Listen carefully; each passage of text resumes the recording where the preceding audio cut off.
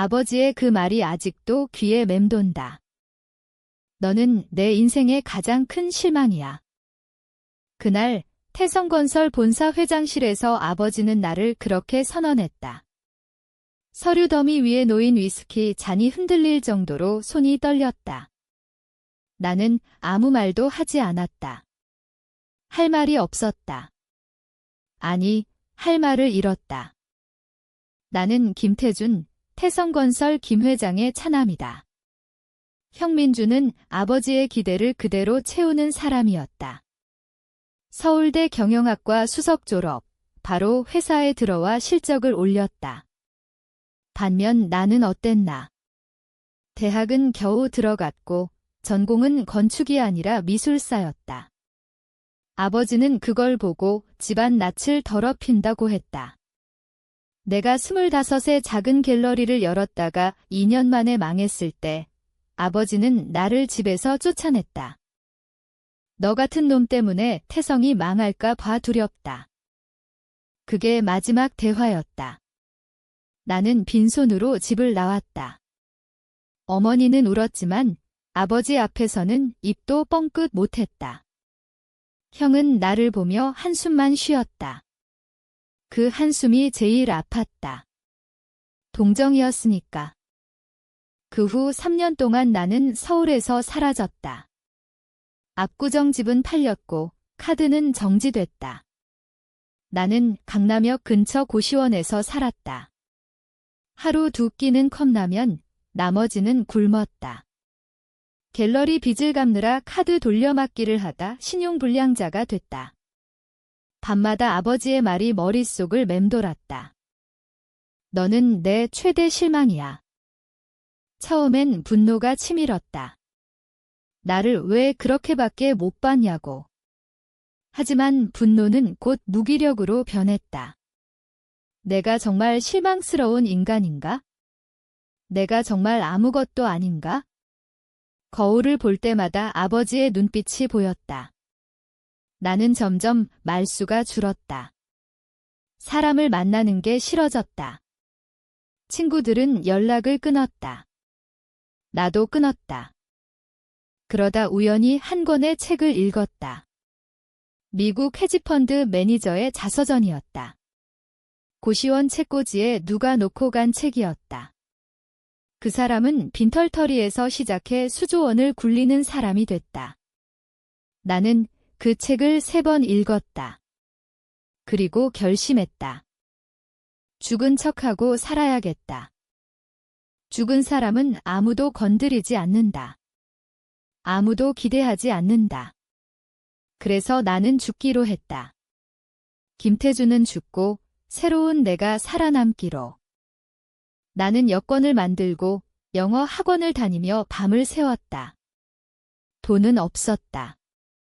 그래서 고시원 청소를 하며 용돈을 벌었다. 1년 뒤 겨우 TOEFL 점수를 만들어 미국행 비행기를 탔다. 돈은 마지막으로 남은 어머니의 도움 500만 원과 공항면세점에서 카드로 긁은 마일리지였다. 라에 도착한 날, 나는 공항 바닥에서 잤다. 그날부터 진짜 시작이었다. 미국에서의 첫 해는 지옥이었다. 나는 LA 다운타운의 한국 식당에서 접시를 닦았다.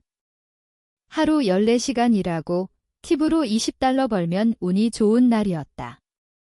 숙소는 8명이 같이 쓰는 방이었다. 밤에 누우면 아버지의 말이 들렸다. 너는 내 최대 실망이야. 그 말이 나를 움직이게 했다. 분노가 아니라 증명 욕구였다. 나는 증명하고 싶었다. 내가 아무것도 아니라는 그 말에 내가 정말 아무것도 아닌지. 퇴근 후 도서관에 갔다. 금융, 투자, M&A 관련 책을 빌렸다. 영어를 몰라서 사전을 펼쳐놓고 한 페이지씩 읽었다. 눈이 빠질 것 같았다.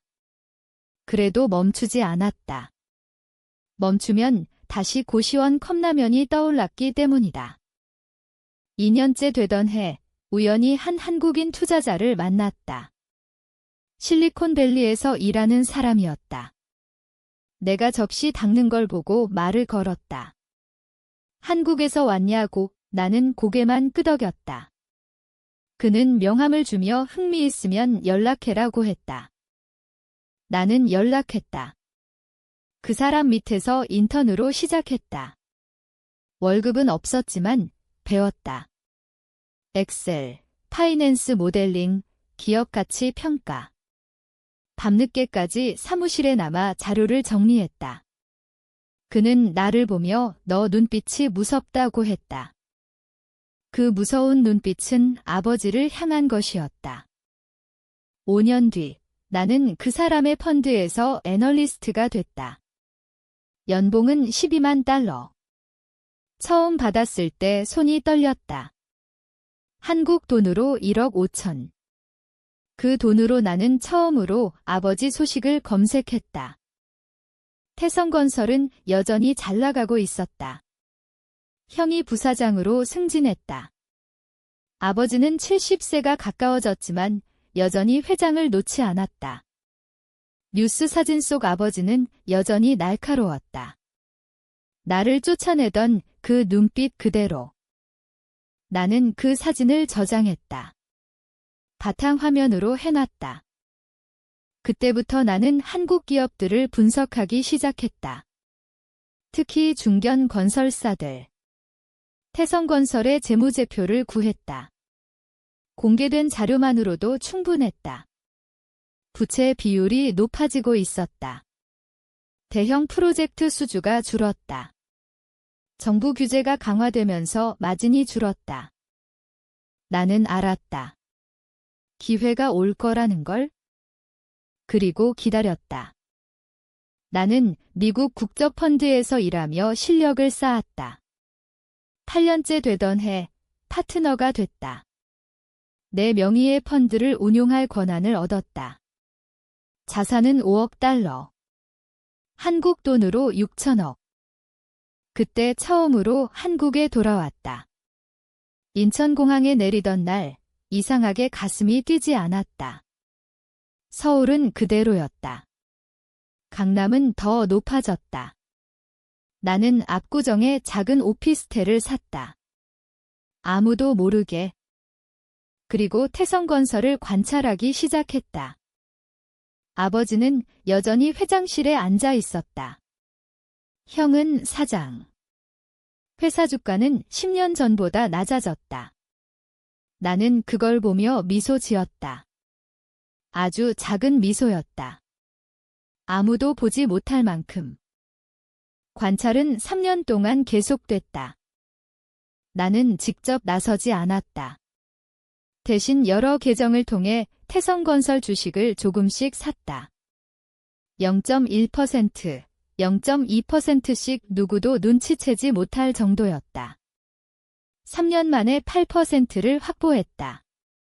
여전히 소액 주주였다. 그 사이 회사 상황은 더 나빠졌다. 세종시 대형 프로젝트가 부실 시공으로 감사받았다. 벌금이 나왔다. 주가가 30% 하락했다. 아버지는 기자회견에서 질시적 어려움이라고 했다. 목소리가 떨렸다. 나는 그 영상을 10번 넘게 봤다. 형은 해외 도피성 투자로 돌파구를 찾으려 했다. 베트남에 공장을 지었다. 하지만 코로나로 공사가 중단됐다. 자금이 묶였다. 나는 그 틈을 노렸다. 미국 펀드 동료에게 한국 건설사 인수 기회를 제안했다. 표면적으로는 태성건설이 아니었다. 비슷한 규모의 다른 회사였다. 하지만 실제 목표는 태성이었다.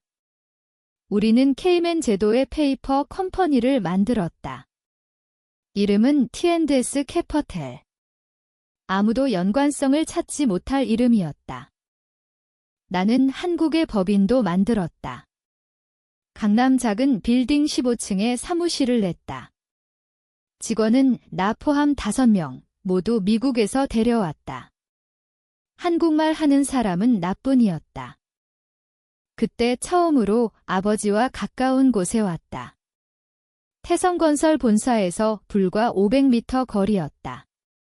창문으로 본사 빌딩이 보였다. 나는 그 빌딩을 보며 커피를 마셨다.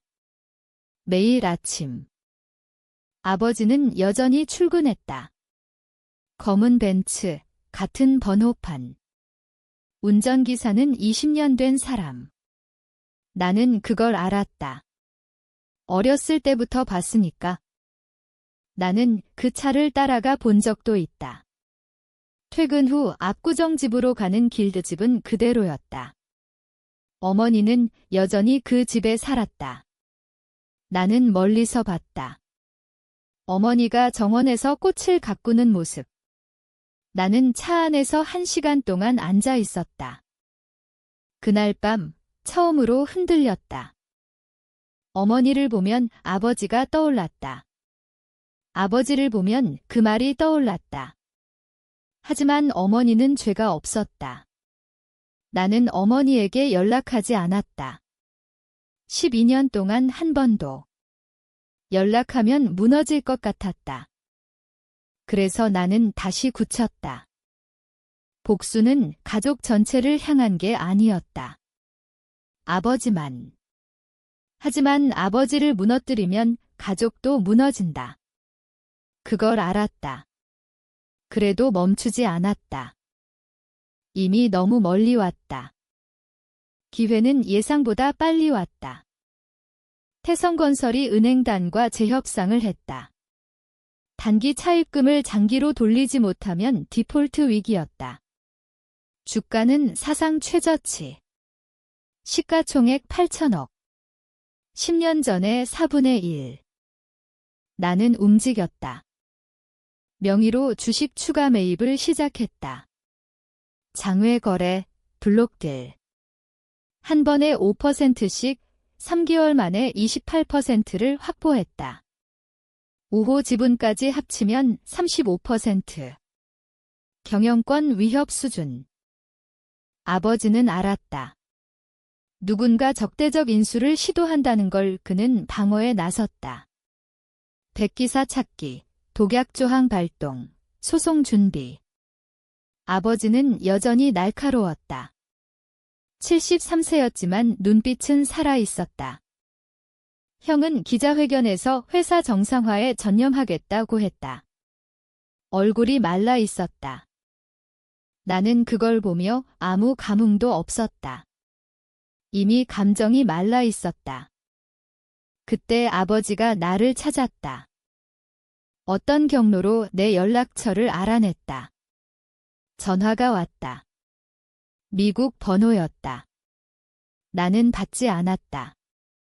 문자가 왔다. 태준아, 너냐? 나는 아무 답도 하지 않았다. 다음 날 또 문자가 왔다. 집으로 와라. 얘기하자. 나는 삭제했다. 아버지는 내가 관련됐다는 걸 직감했다. 하지만 증명할 수 없었다. T&S 캐퍼텔은 철저히 가려져 있었다. 변호사, 회계사, 모두 NDA. 나는 마지막 단계를 준비했다. 자녀 지분 매입. 51% 확보. 그럼 끝이다. 그런데 마지막 순간 또 흔들렸다. 어머니가 병원에 입원했다는 소식을 들었다. 간암 말기. 나는 병원에 갔다.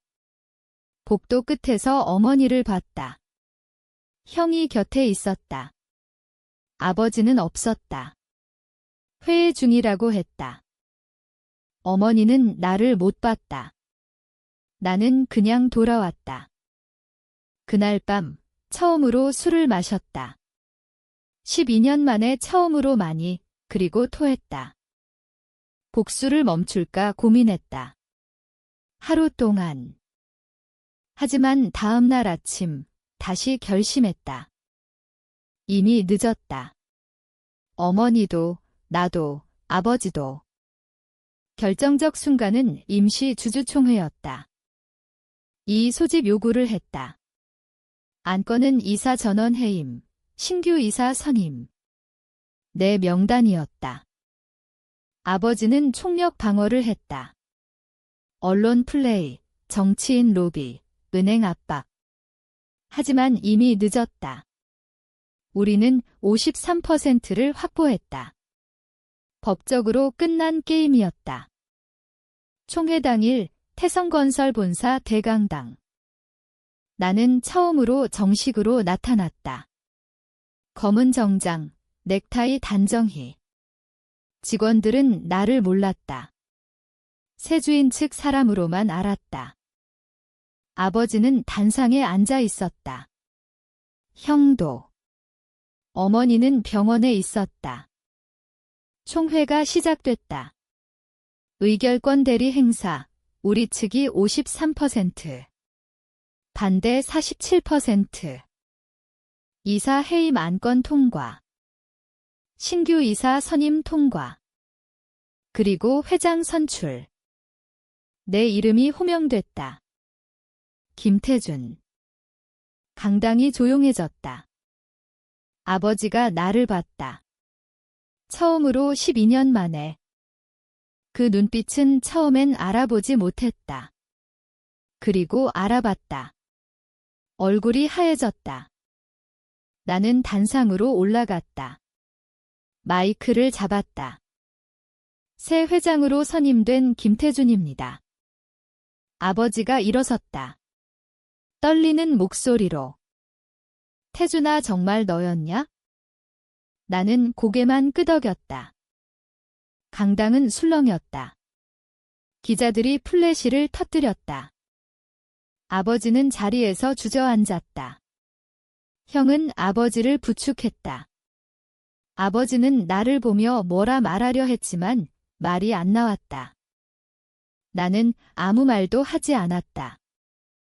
그냥 그렇게 서 있었다.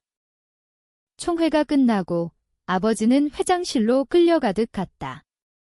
나는 그 방에 들어가지 않았다. 아직은. 그날 밤 뉴스는 난리가 났다. 태성건설 창업주 아들 12년 만에 귀환해 경영권 탈취. 가족 간 경영권 분쟁 극적 반전.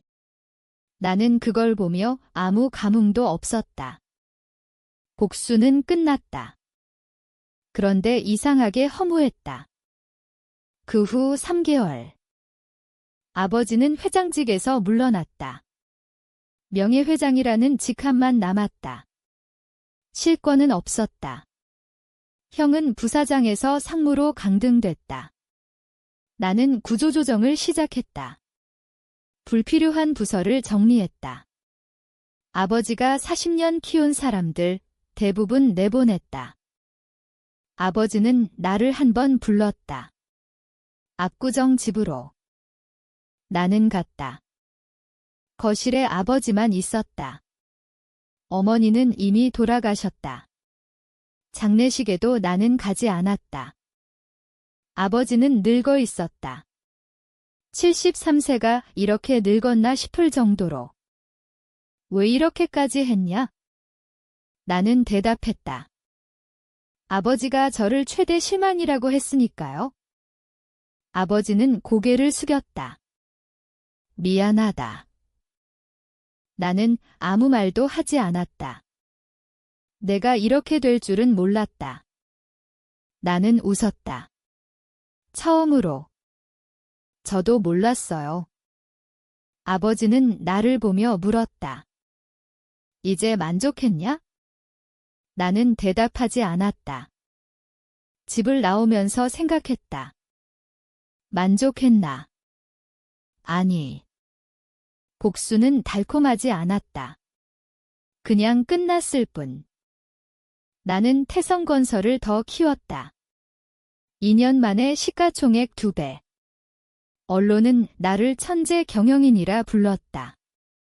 하지만 밤마다 그 말이 들린다. 너는 내 최대 실망이야. 이제 그 말이 누구를 향하는지 모르겠다. 나를 향하나. 아니면 아버지를 향하나. 아니면 둘 다를 향하나. 이게 복수의 끝인가? 아니면 그냥 또 다른 실망의 시작인가?